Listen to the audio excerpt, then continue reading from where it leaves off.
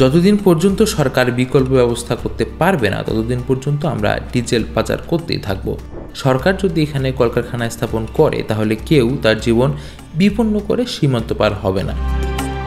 প্রতি মাসে সীমান্ত পার হতে গিয়ে আমার জীবন ঝুঁকির মধ্যে পড়ে যায়। সরকার সবসময় বেলুচিস্তান প্রদেশকে অবহেলা করেছে। পাঞ্জাবের মতো এখানে কোনো কলকারখানাও নেই, আয়ের কোনো উৎসও নেই।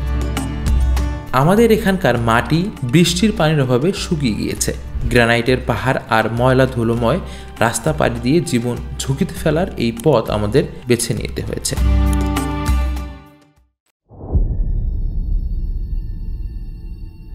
প্রথম কথাটি পাকিস্তানের বেলুচিস্তান প্রদেশের একজন স্নাতক ডিগ্রিধারী যুবকের, যিনি বৈধ কোনো পেশায় নিজের কর্মসংস্থান করতে না পেরে শেষ পর্যন্ত ডিজেল পাচারের পথ বেছে নিয়েছেন। দ্বিতীয় কথাটি নাম প্রকাশে অনিচ্ছুক একজন পিএইচডি শিক্ষার্থীর। তিনি তার বড় পরিবারের ব্যয়ভার বহনের জন্য মাঝে মধ্যেই ডিজেল পাচারের পথ বেছে নেন। একেবারে শেষের বক্তব্যটি ফিদা বালোচ নামের একজন ব্যক্তি, যিনি পাকিস্তানের সীমান্তবর্তী বেলুচিস্তান প্রদেশে ডিজেল পাচারের সাথে জড়িত। বেলুচিস্তান পাকিস্তানের সীমান্তবর্তী একটি প্রদেশ। এই প্রদেশটির নাম কখনো বিচ্ছিন্নতাবাদী আন্দোলনের জন্য, কখনো নৃশংস জঙ্গি হামলা, আবার কখনো সামরিক বাহিনীর নির্মমতার জন্য গণমাধ্যমে এসেছে অনেকবার। একই নামে ইরানেও একটি সীমান্তবর্তী প্রদেশ রয়েছে, তবে ইরানের বেলুচিস্তান প্রদেশ নিয়ে তেমন খবর পাওয়া যায় না আন্তর্জাতিক গণমাধ্যমে। পাকিস্তানের বেলুচিস্তান প্রদেশের সাথে ইরানের সিস্তান এবং বেলুচিস্তান প্রদেশের সীমান্ত রয়েছে। এই সীমান্ত দিয়ে প্রতি বছর বিশাল পরিমাণে ডিজেল পাচার করা হয়। শুধু ডিজেলই নয়, কিছু পরিমাণ মাদক ও অবৈধ অস্ত্র পাচার নয়, ডিজেলের পাশাপাশি ইরানের দুটি সীমান্ত প্রদেশ সিস্তান ও বেলুচিস্তান এবং পাকিস্তানের সীমান্ত প্রদেশ বেলুচিস্তানের সম্মিলিত জনসংখ্যার একটি বড় অংশ ডিজেল পাচারের সাথে জড়িত।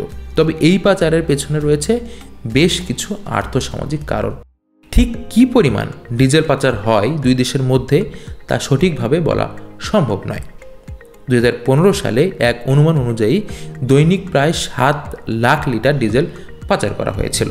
2020 সালে ইরানের আইন শৃঙ্খলা রক্ষাকারী বাহিনীর কর্মকর্তাদের হিসাব অনুযায়ী দেশটি থেকে দৈনিক প্রায় 11 লাখ লিটার ডিজেল পাচার করা হয়েছে পাকিস্তানে। এত পরিমাণ ডিজেল পাচার হওয়ার পেছনে কারণ মূলত 3টি: অনাবৃষ্টির ফলে সৃষ্ট খরা, ডিজেলের স্বল্প মূল্য এবং বেকারত্ব। উপরের যে 3জন ব্যক্তির বক্তব্য দেওয়া হয়েছে তাদের মধ্যে 2জন বেশ শিক্ষিত, একজন স্নাতক ডিগ্রিধারী আর একজন পিএইচডি ডিগ্রি সম্পন্ন করেছেন। কিন্তু সমস্যা হচ্ছে তারা শিক্ষা গ্রহণের ত্রুটি না রাখলেও তাদের কর্মসংস্থান নেই। পাকিস্তানের বেলুচিস্তান দেশটির সবচেয়ে খরাপ্রবণ ও অনুন্নত প্রদেশগুলোর একটি। প্রতিকূল আবহাওয়ার জন্য এখানে একদিকে যেমন শক্ত কৃষিখাত গড়ে ওঠেনি, তেমনি পাকিস্তানের নামকরা ব্যবসায়িক প্রতিষ্ঠানগুলো এখানে কারখানা গড়ে তুলতে আগ্রহ প্রদর্শন করেনি। এর ফলে এখানে যারা জন্ম নিয়েছে তাদেরকে ছোট থেকেই দারিদ্র্যের সাথে লড়াই করতে হয়েছে প্রতিনিয়ত। পরিবার চালাতে অনেকেই শেষ পর্যন্ত বেছে নিয়েছে ডিজেল চোরা চালানোর পথ, কারণ এটি ছাড়া তাদের হাতে অর্থ আয়ের কোনো পথ খোলা নেই।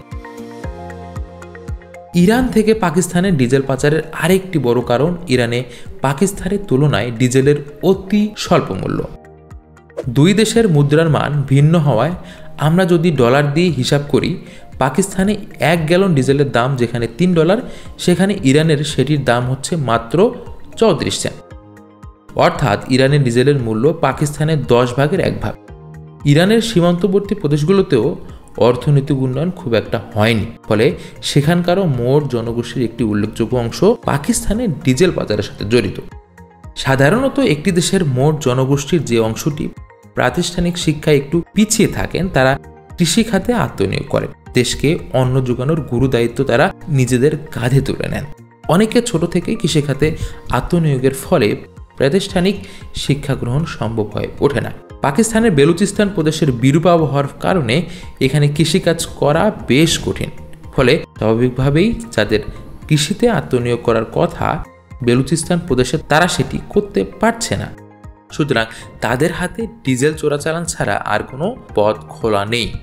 পাকিস্তানের প্রশাসনিক কর্মকর্তারা বলেছেন, তারা এই ডিজেল পাচারের পথ বন্ধ করার জন্য একদিকে যেমন আইনের কঠোর প্রয়োগের পথ বেছে নিয়েছেন, অপরদিকে অঞ্চলটিতে অর্থনৈতিক বিনিয়োগের পথও সুগম করার প্রচেষ্টা অব্যাহত রয়েছে। কিন্তু রাজনৈতিক অস্থিরতা ও অবকাঠামোগত সুবিধা না থাকার ফলে তাদের প্রচেষ্টা হুমকির মধ্যে পড়ে গিয়েছে। পাকিস্তানের বেলুচিস্তান প্রদেশের ওয়াশুক জেলার মেশখেল শহরের একজন সাংবাদিক হলেন নাসির কুবদানি। তার মতে জেলার প্রায় 80% মানুষই চোরাচালানোর সাথে জড়িত। এমনকি যদি সেখানে চোরাচালানো রোধের আইন শক্তভাবে প্রয়োগ করা হলেও চোরাচালান কমার সম্ভাবনা কম, কারণ এই জেলার মানুষের হাতে অন্য কোনো পথ নেই। সুতরাং আইন দিয়ে তাদের আটকে রাখা সম্ভব নয়। ডিজেল চোরাচালানোর শুরুটা হয় জ্বালানির ডিপো থেকে। ইরানি পাচারকারীরা শত শত লিটার ডিজেল প্লাস্টিকের ট্যাঙ্কে ভরে নিয়ে সেই ট্যাঙ্কগুলো ট্রাক কিংবা ছোট মালবাহী গাড়িতে ওঠে। এরপর পাহাড়ি উঁচু নিচু আঁকাবাঁকা রাস্তার উপর দিয়ে তারা দ্রুত সীমান্তবর্তী এলাকায় চলে আসেন। গাড়িগুলোর নম্বর প্লেট কখনো কার্ডবোর্ড দিয়ে আবার কখনো কাদা দিয়ে ঢাকা থাকে। সীমান্তবর্তী এলাকায় এরপর ট্রাক কিংবা মালবাহী গাড়ি থেকে ডিজেল নামিয়ে এরপর গাধার পিঠে চড়ানো হয়। সেই গাধার পিঠে করে দুই দেশের সীমান্ত পাড়ি দিয়ে পাকিস্তানে ডিজেল নিয়ে আসা হয়। এই পাচারকৃত ডিজেলগুলো সীমান্তবর্তী অঞ্চলের পেট্রোল পাম্পগুলোতে সরবরাহ করা হয়। সীমান্ত পার হওয়ার ক্ষেত্রে অনেক সময় সীমান্ত রক্ষীদের ফাঁকি দেওয়া হয়, আবার অনেক সময় ঘুষ প্রদান করা হয়ে থাকে। তবে নিয়ম লঙ্ঘনের জন্য সীমান্তরক্ষী বাহিনীর গুলিতে প্রায় অনেক পাচারকারী মারাও যান। অর্থাৎ ডিজেল পাচারকারীদের প্রাণের ঝুঁকি নিয়েই পাচার কাজে অংশ নিতে হয়।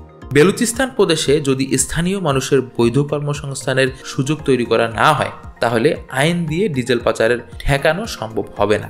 ইরানের উপর আন্তর্জাতিক নিষেধাজ্ঞা আরোপের ফলে দেশটিতে ডিজেলের দাম আরও কমে যাওয়ায় ইরানি পাচারকারীরাও আরও বেশি আগ্রহ রয়েছে পাচারের ক্ষেত্রে। সুতরাং প্রকৃতিগত কিংবা আর্থসামাজিক কারণেই পাশাপাশি আন্তর্জাতিক রাজনীতির প্রভাবও রয়েছে। বেলুচিস্তান প্রদেশকে যদি পাকিস্তানের মূলধারার অর্থনীতির সাথে সংযুক্ত হওয়ার সুযোগ প্রদান করা না হয়, তাহলে পাচারের পাশাপাশি অন্যান্য অপরাধ সংঘটনের হারও অত্যাধিক পরিমাণে বেড়ে যাওয়ার সমূহ সম্ভাবনা রয়েছে।